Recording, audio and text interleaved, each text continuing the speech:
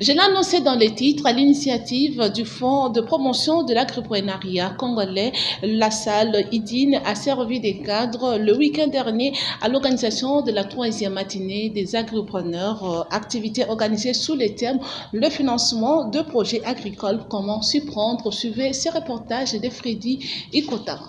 Il s'agit d'une troisième matinée des agripreneurs organisée par le Fonds de promotion de l'agripreneuriat congolais le week-end dernier avec comme thème le financement de son projet agricole, comment s'y prendre, et 3 sous-thèmes ont été exploités par les experts agronomes qui sont entre autres les conditions d'accès au financement agricole chez Equity BCDC avec accompagnement d'un fonds remboursable, la principale source de financement d'un projet agricole, d'où il était question de montrer comment lancer une entreprise dans le domaine agricole avec des sources remboursables et non remboursables, précise le directeur exécutif national d'IFOPAC ASBEL, Glodav Diawa. Ce qui a beaucoup de sources qui existent aujourd'hui. Il existe des financements qui sont remboursables et qui sont non remboursables. Il y a les institutions financières qui peuvent accompagner, mais déjà, il faut noter que l'entrepreneur ou le promoteur du projet agricole est lui-même, constitue lui-même la première source de financement. Il y a d'autres programmes étatiques et des bailleurs de fonds nationaux et internationaux qui existent.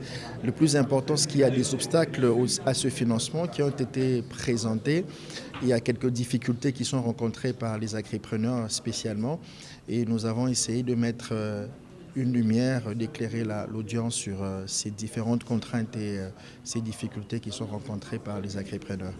Je pense que quels que soient les types de financement auxquels nous pouvons s'attendre, il y a toujours cette exigence de la formalisation, que ce soit auprès des bailleurs pour des financements non remboursables ou auprès des institutions financières pour des financements qui sont remboursables. Il y a cette exigence. Donc je crois que la légalisation ou bien la formalisation des activités agricoles à ce jour n'est pas un besoin, mais c'est une nécessité pour un entrepreneur agricole.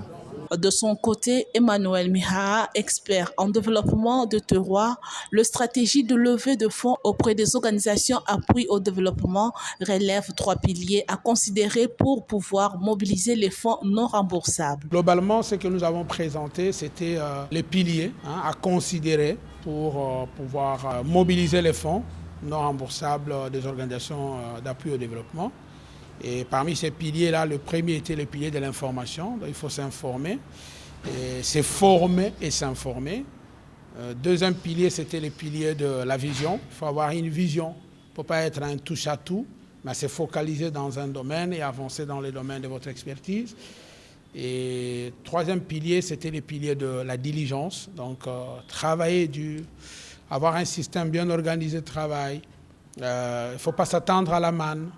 Et avant qu'on puisse vous donner la confiance par les partenaires, il faut d'abord prouver de ce qu'on a déjà réalisé sur terrain.